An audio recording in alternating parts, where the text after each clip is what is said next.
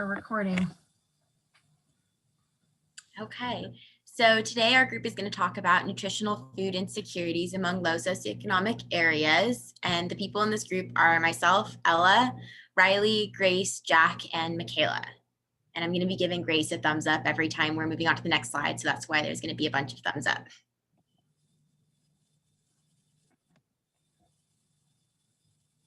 Okay, so before we even start to talk about the problem, we kind of have to all get to a basic agreement, because you're not really going to understand the problem if we don't all agree on this kind of fact beforehand. And so as I kind of put on the slide, the basic agreement is that we're all going to agree to understand that being nourished by healthy foods is a necessary thing. It's necessary because it increases the likelihood of people to have better physical, mental, and societal health. Essentially, all that's saying is we need to agree that eating healthy is an important, imperative part of being a good person. There's no way to get around it. You have to eat healthy. It's not just a option. You must do it to succeed. So if we agree on that, then we can get to the problem that low socioeconomic areas have an inequitable decrease in their ability to obtain and be nourished by healthy foods. And all that's kind of saying is that people in low socioeconomic areas have a way harder time getting healthy foods and living healthy diets for a multitude of reasons. And it's just larger societal problems that are causing that. And kind of going further than that, when people don't have healthy diets, they get put at a higher risk for physical health issues, for example, cardiovascular disease and diabetes. They're at risk for higher mental health issues like depression and eating disorders. And kind of this last third area, which is a little bit different, when you don't have the correct understanding of how to keep a healthy diet, you might not even choose healthy foods when you're given the option to have them. And that's perpetuating the problem even further.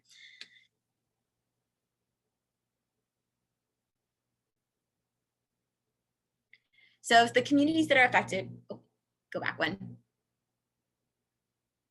So the communities that are affected when we talk about this low socioeconomic areas, there are kind of a few different communities, and there's three kind of lenses as we can look through them. And the first lens is racism.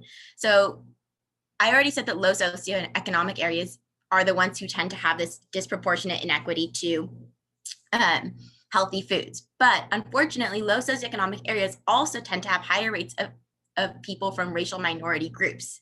And so racial minority groups are therefore getting affected by this problem at a way higher rate than white or Caucasian groups.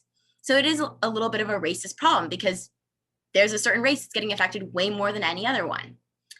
The next lens you can kind of look at, this communities that are being affected, are the health disparities. Again, a large part of good health revolves around having proper nutrition. We already agreed upon that in the last slide.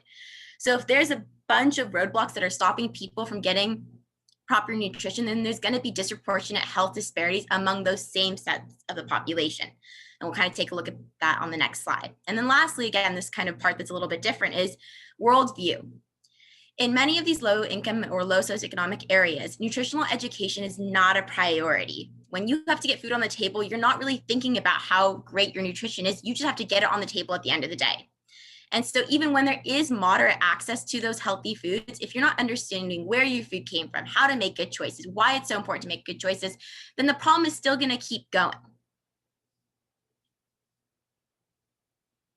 So this slide right here shows two maps, and they're showing indicators of their health indicators, and one is talking about obesity and diabetes. And just because the color is different, the highlighted portions are almost identical, and it's showing that the same pockets of areas are being affected by the same diseases that are caused by the same unhealthy eating over and over again. And those highlighted areas tend to be low socioeconomic areas. So it's very clear that the same problems are happening in the same areas. So as we go on to talk about kind of solutions to help these nutritional disparities, there's three kind of plans of attack. And there's three ways that we can help solve these nutritional disparities. The first one is talking about accessibility. Is there accessibility for people to get the healthy foods in the low socioeconomic areas? This might be kind of where some people are have heard of food swamps and food deserts, where the healthy food isn't there. The next step is affordability. If the healthy food is there, is it affordable? And this kind of brings into that argument of, is somebody who doesn't have a lot of money going to spend, $5 on that salad, or are they going to spend, $1 on a hamburger? That's something we kind of have to keep in mind when we're just saying that the healthy food is available. And the last one was that education is, are people educated educated to make good choices about their food and know how to pick good choices and perpetuate and know how important it is to have healthy food choices in their lives. Okay, beforehand, I just want to apologize. My voice is going in and out, but I'm going to try my best. Okay, so a lot of people think that simply adding more grocery stores in these food deserts is enough to solve this problem. But since food deserts are such a complex issue, there's more that needs to be done in order to improve the health of those who live in them. Evidence-based solutions consist of a combination of the following: education strategies to teach kids about healthy foods and balanced diets, changes to nutrition assistance programs, taxation of unhealthy and sugary foods and beverages, and urban gardening and agricultural techniques.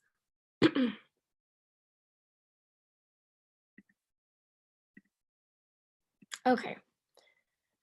So, like I said, it has been shown that simply adding supermarkets to food deserts does not lead to any improvements to fruit and vegetable intake or BMI. In a study after opening, just over half of the residents of the neighborhood with the new supermarket used that supermarket for shopping. About a quarter of the residents used it as their primary source for food shopping. When compared to residents of a control neighborhood that was also a food desert, the new supermarket was associated with a perception of improved food access among residents in that neighborhood, but it was not associated with any improvements in fruit and vegetable intake or changes in BMI. Also, school nutrition programs provide more food to low-income children than other children, so improving the nutrition standards of those programs should improve the health of the children. In 4 urban low-income Massachusetts school districts, a recent study documented a 23% increase in selection of fruit and a 16% increase in consumption of vegetables after implementation of new regulations for school nutrition programs. Incentivizing healthy food purchases and disincentivizing unhealthy food purchases could also decrease disparities in diet quality. A study included all SNAP participants in one county, with 7,500 households randomized to receive 30 cents cash back for every $1 spent on fruits and vegetables. The other 47,595 families in the county received traditional benefits. After 1 year, those receiving the incentive reported consuming 1/4 a cup more per day of fruits and vegetables and spent about $1.19 more per month on fruits and vegetables than the control group. The last thing I want to mention here is taxes would be economically regressive, costing low-income individuals more, but this additional cost may be offset by the greater health benefits on this population. While acknowledging the potential economic challenges, the World Health Organization has endorsed the use of fiscal policies to improve dietary quality.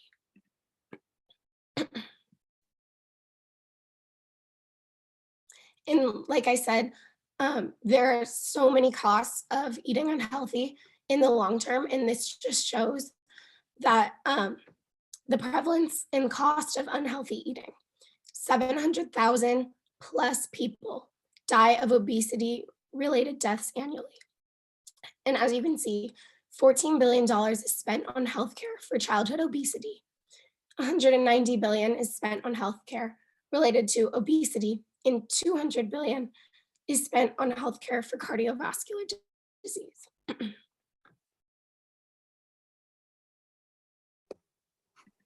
So to sort of focus in on one of the more down-to-earth, grassroots, and actionable strategies that Rylee mentioned, we're going to take a look at urban agriculture. So urban agriculture or urban gardening is really just the practice of growing or producing food in an urban environment, in a heavily populated environment, as well as the suburban and peri-urban areas that surround urban environments. Now, as you can see on the right-hand side, we've got a number of different examples of what might define what urban gardening or urban agriculture might look like. It's really something that depends very specifically on the setting and, what space is available to a community or to an individual or to a project. So we have things like community gardening spaces that, they can just be something that a neighborhood runs or that a group of friends run, or, we can network up to the state or city level. We also have a lot of nonprofit spaces that, various corporate sponsors and government grants have made possible in low-income areas. We've got household gardens, just, having even indoor cultivation, hydroponics, as you can see there, aquaponics. We've also got, even the occasional profit-seeking farm, usually going after some sort of highly in demand, that's usually more of a luxury end product for those sorts of establishments, but they are there and they're part of the landscape. And then we also have edible landscaping, which is really just like fruit trees. You could extend this to having hedges that have various edible plants or fruits, things of that nature. And this has really been identified as one way to bring green spaces that are regenerative to the communities in which they exist in. So we're talking about people getting engaged with their food at every stage of that process, of the food production process, getting education through that process, and hopefully increasing accessibility to high quality produce. So we can go to the next slide.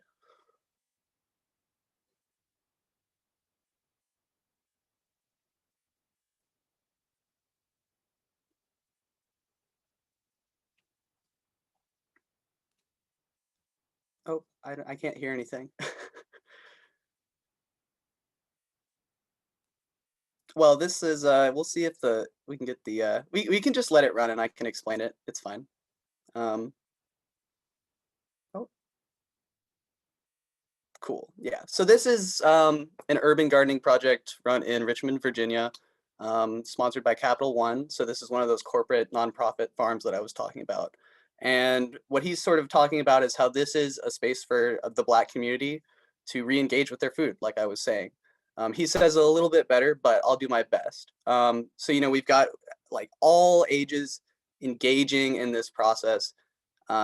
These are actually one of the coolest things about this program specifically was that this was during COVID. So they were adapting to bring those, they were actually, I think, shipping garden beds out to various households that requested them, teaching them how to grow food in their household, and just sort of decentralizing the food production process while also giving people some really valuable information and insight into how they grow their food, what practices go into making healthy food, and ultimately you become more attached to the food that you create yourself.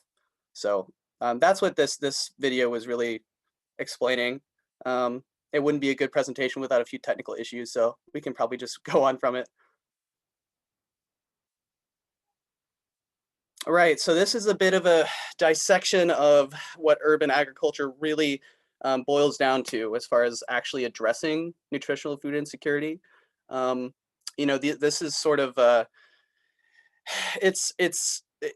it gets into so many different areas. Like I was talking about, the regenerative aspects through education and through engagement with your food.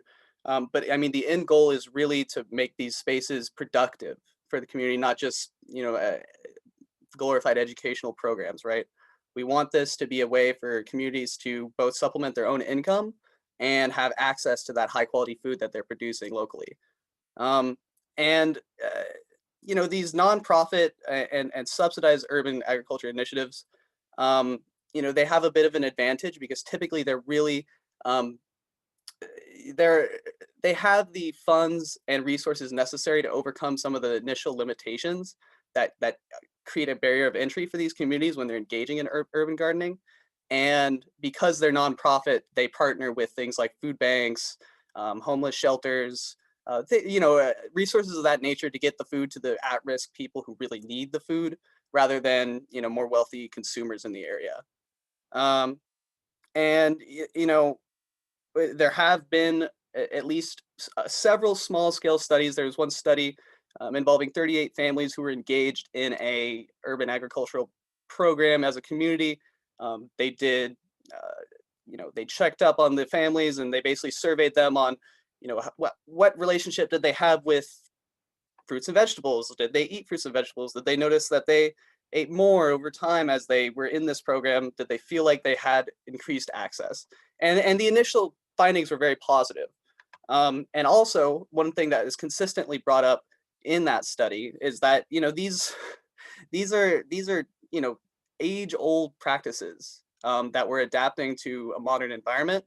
And I mean, I think it's quickly forgotten that this country was, in the 1920s, that most people were farmers, right? I mean, farming was a huge deal with almost any community you can name, especially low-income communities. But over, the period of the last century with modernization, those traditions have sort of been sidelined, and this is one way for them to be kind of rediscovered.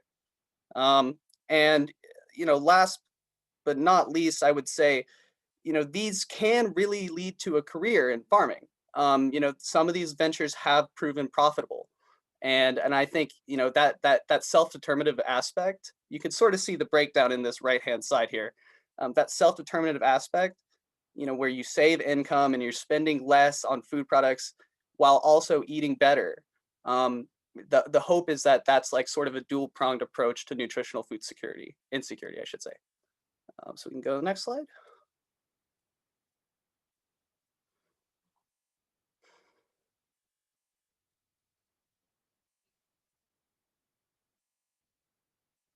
Oh yeah, so these are just a couple examples really quick. So we've got a farm here in Dudley, Rhode Island. That's part of the Boston Food Project. And they are one of the more successful. They've been going for 25 years now. They have 10 large operating plots within the New England area. And they, like I said, they partner with local food shelters. They have this really cool program where you trade in credits over time. They got sort of like a loyalty program for produce, that sort of thing. So where if you keep going and engaging with it, you'll be able to basically have access to it at a lower rate over time. And they're able to adjust their pricing so that they can serve the communities they need to, either at cost or covered by the grants that they have access to. And then on the right-hand side, Cuba is actually the world leader in urban gardening alongside Montreal. Havana has reported that it is able to produce 100% of its produce locally through urban farms like you see right here.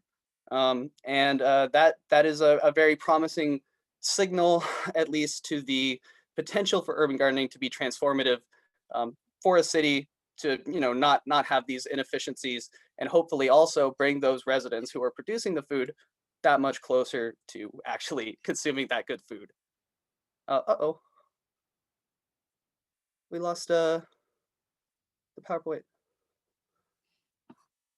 Is it just me? Hey, okay. So yeah, we can go to the next slide. Right, so yeah, evaluating the impact of urban gardening is really where we're at right now. That's sort of the state of whether or not this is a good idea. We're trying to evaluate that. There's a ton of different programs that have been set up across the country and across the world, but there haven't been very many really robust observational studies into the populations that are utilizing them. And urban gardening has some significant challenges that I kind of outline here, right? We've got soil and water contamination, obviously going to be a problem in an urban environment, in an environment that was for many, in many ways kind of forsaken for agricultural development. No one really expected to grow things in some of these places that these, especially these marginalized communities, are forced onto, typically the worst pieces of land in the city. So there are, barriers of entry that they have to make sure they bring in good soil, that they do testing to make sure that they're not going to be poisoning themselves. And then, this introduces big logistical challenges. Like things like roof gardening, you have to haul soil all the way up, a building. All these things all add up both in time and in cost. And because of the cost, urban gardening can end up being sort of this niche, luxurious process where, yeah, sure, you might have low income people working there, but most of the clientele ends up being things like fancy restaurants restaurants and rich, white people, that sort of thing, right? Because those are the populations that really have the funds to cover organic produce, especially when it's grown in this sort of unconventional environment where we're still learning how to do it the right way and the most efficient way. And then there's really an issue of eco-gentrification in some of these communities where, we're just serving this more and more affluent clientele that brings up property values, but that also forces out the low-income residents who are in these communities. So making sure that these urban gardening programs are implemented in a way such that they are regenerative and aren't sort of short trade-offs where things might get nice for a bit as the community engages, but over time you find out that, wow, this is actually bringing the wrong sort of attention. And the only way we're going to be able to quantify these impacts and these effects are by actually going in and surveying the families who participate in these programs and doing some really robust tracking of the spending and the profits and where they come from. Who are we selling produce to in these urban gardening programs? That's really what it comes down to. And the nonprofits are moving in that direction as quickly as possible, I think, to further secure more funding with those quantifiable metrics. But moving on, I think the rest of the group's going to talk about some more policy-oriented ways to address these issues. So mine's kind of on a similar note as Jack's in regards to the land, but another program that is worth looking into to increase the accessibility of these healthy foods is that of farm to food banks, where food banks actually partner with local farmers to increase the supply of fresh, healthy, and local food for families in need, while also supporting local farmers. Food waste often ends up in landfills and contributes to greenhouse gas emissions, and farm to food banks help farmers recover losses since food banks pay below market prices to produce for produce that would otherwise not be sold due to cosmetic imperfections or overproduction. So to sum it all up, this program aims to increase the quantity and variety of fresh produce for families and reduce food waste to feed the millions of Americans that experience food insecurity. And the farm to food bank is something that has been done before, which has been proven to be extremely effective for both the farmer and the food bank. And I thought the best way to assess this program was to go over the current examples that are going on today. And most of the ones I found have sprouted during the COVID-19 pandemic, like the Great Potato Drive in Oregon that has delivered over a ton of potatoes to the food bank, which then distributed them to 19 food pantries in 4 rural counties. Another example in the middle picture is the FarmLink project that identifies the systemic issues that cause food insecurity, and their solution is repurposing surplus produce. And they act as a system to streamline the supply chain so that surplus food went directly to those who need it. And they started locally, taking their first shipment to the Westside Food Bank in Santa Monica and managed to salvage 10,000 eggs and 50,000 pounds of onions. Another example in the third picture is the Mainers Feeding Mainers, created by the Good Shepherd Food Bank of Maine, and they buy local foods from the state's farms, dairies, and fisheries and distributes them to families in need, establishing a much needed sales channel.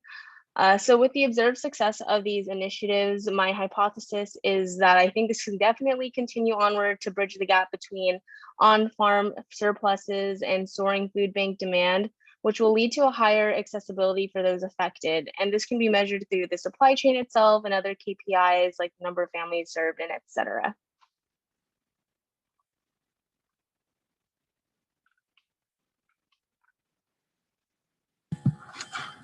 Hi, my name is Grace. I will be attacking this problem of nutritional disparities and low socioeconomic statuses from an affordability standpoint. But first, I would like to point out the nutritional standards for different food banks and nutritional assistance programs. So it's really important that these programs such as food banks or any like HealthFresh, food stamps, those type of programs have nutritional standards. That way, people that are using these programs will be able to get the most out of it and have adequate nutrition. A survey found that only 39% of food banks actually have nutritional standards for their food they're passing out, and they don't really regulate the type of, like whether it's healthy food or junk food that they're handing out. So it's really important that we start to implement that also in food nutrition assistance programs.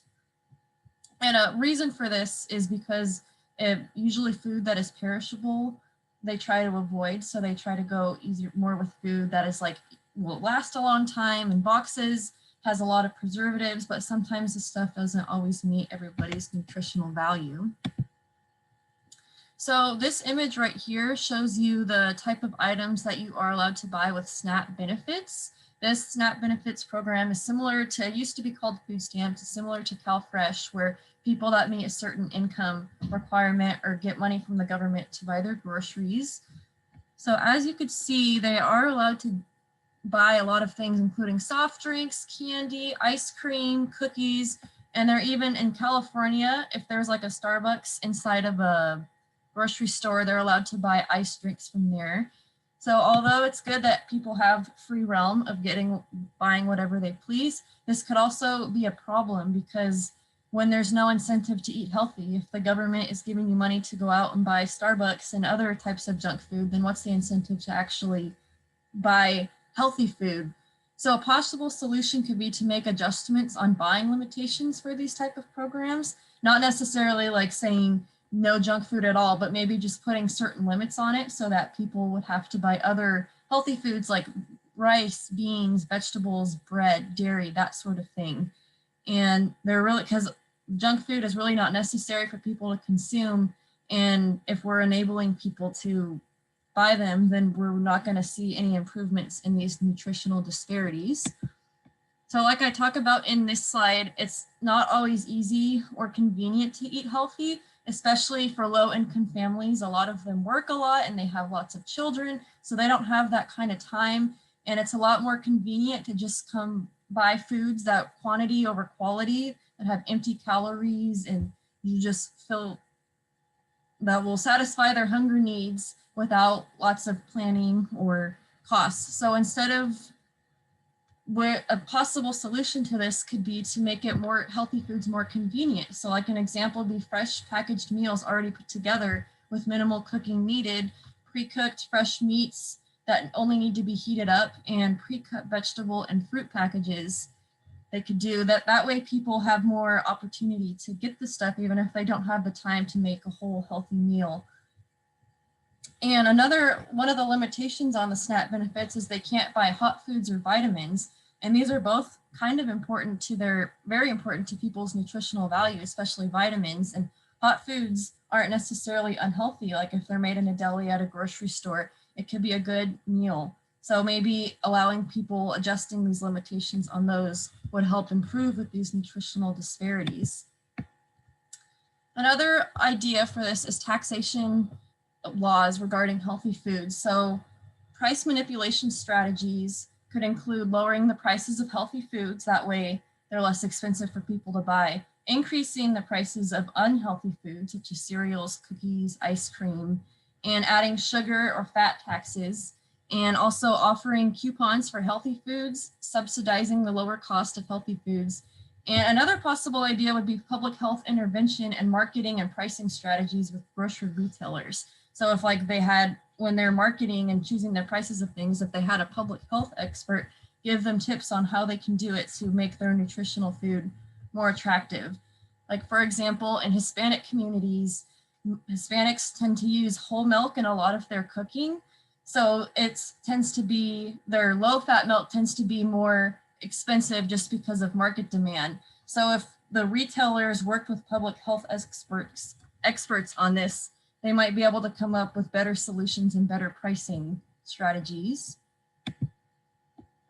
So an evaluation plan to see if we can implement these interventions and evaluate their success is to look at health trends in certain geographical regions, look at purchasing data and sales trends at a local supermarket after implementing these interventions, doing surveys with families that use these type of nutritional assistance programs, and pre and post nutrition health evaluations and vitamin and nutrient levels, And I believe that if we implement some of these types of solutions, people would be more incentivized to buy healthy foods and show improvements in overall health and nutrition and improve these disparities. Okay, so since food deserts contain so many fast food chains and unhealthy eating options, people really need education to learn more about the importance of making healthy choices. Experts emphasize the importance of starting nutrition education at young ages, even as early as preschool. There are several different education strategies that can be taken, but some can be as simple as things like counting with pictures of fruits and vegetables, learning fractions by measuring ingredients for a recipe, examining how plants grow, learning to garden, learning about cultural food traditions, and health materials sent home to parents, which then helps educate the parents.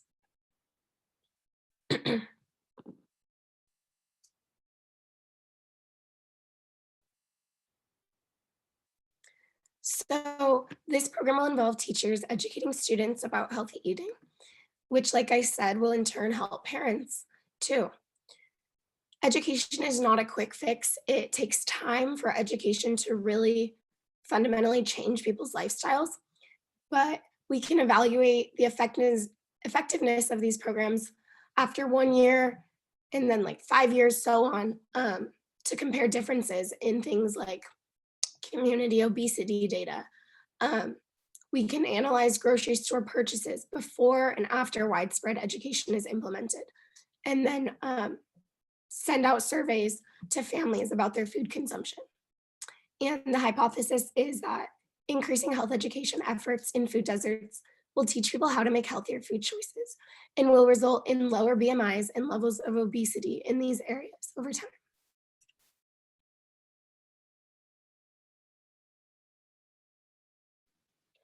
So, to be honest, we first wanted to pinpoint food deserts for our project, but after watching this video, our perspective completely shifted. And so we wanted to share this video with you all. I grew up in the city of Detroit in the 1960s. And while I was growing up, there were lots of folks here in the city who had moved to Detroit from the South beginning in the 1920s, including my grandparents on both sides. There were grocery stores almost everywhere in the city. There was a national chain grocer within walking distance of every location inside the city of Detroit. That all changed by 2007 when Farmer Jack, the last of those national chain groceries, closed its doors and Detroit became labeled as a food desert. The USDA defines a food desert as a low-income census tract where a substantial number or share of residents has low access to supermarket or local grocery stores. There's multiple problems with the term food desert. One of the problems is that typically people think of a desert as a very barren landscape, and the reality is that a desert is actually a very vibrant ecosystem. Another problem with the definitions used of food deserts is that it presupposes that the answer to these areas that lack access to healthy food is more grocery stores. A third problem with the term food deserts is it's not a term that people living in those areas use to describe their own situation. It's similar to the term at-risk child used in schools. I was a school principal for several years and never heard a parent come to me and say, "This is my son, John, he's an at-risk child." This is a term which is imposed upon communities as opposed to a term that community members use to define their own condition. The fourth and perhaps most problematic issue with the term food desert is that it doesn't speak to the intentionality of the conditions that exist in communities that have low access to healthy foods.